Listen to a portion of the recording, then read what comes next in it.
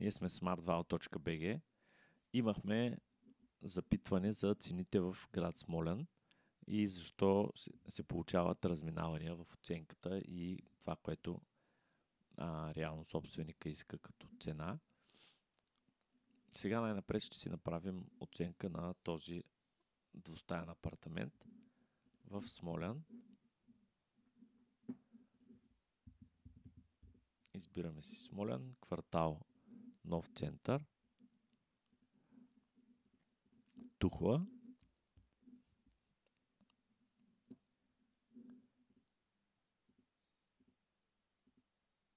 Тук пише, че имотът е строен през 80-те години. Ще се доверим на обявата. Етаж 3 от 4. Площ 61 квадрата. Двустаен. Нов център. Обзаведен.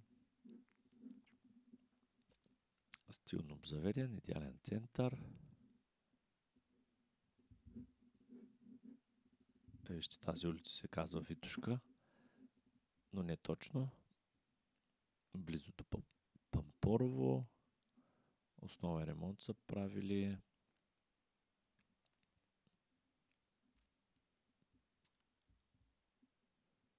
Интересно ми е дали е саниран, но нищо не пише в обявата.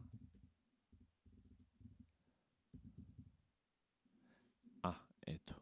С изолация, с каменна вата на таваните. Това не е изолация външна, така че няма да го отбелязваме като саниран.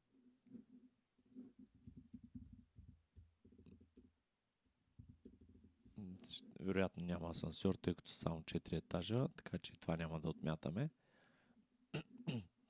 Прогнозната оценка е 35 000, виждате, тук искат 106. Сега проблема тук с Смолян конкретно е, че ако потърсим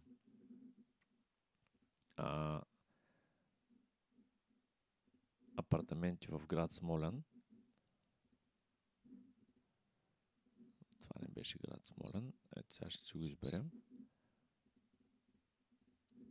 Ще видим, че са доста малко обявите.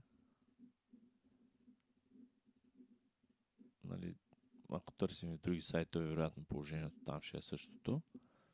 Виждате, за целия град няма 5 обяви. И просто моделът трудно се изгражда адекватна преценка за цената на имота в такава ситуация, тъй като е възможно, когато сме правили обучението, една част от тези обяви също така да ги е нямало и реално да сме взели тези две обяви и сега статистиката да е генерирана на база тях. Когато съберем повече обяви за този град, ще можем да вадим по-адекватни статистики за него. Но това е ситуацията с по-малките градове и там, където има по-малко обяви за продажба, получават се разминавания. Това е от мен. Пожелавам на всички прекрасен ден и до скоро.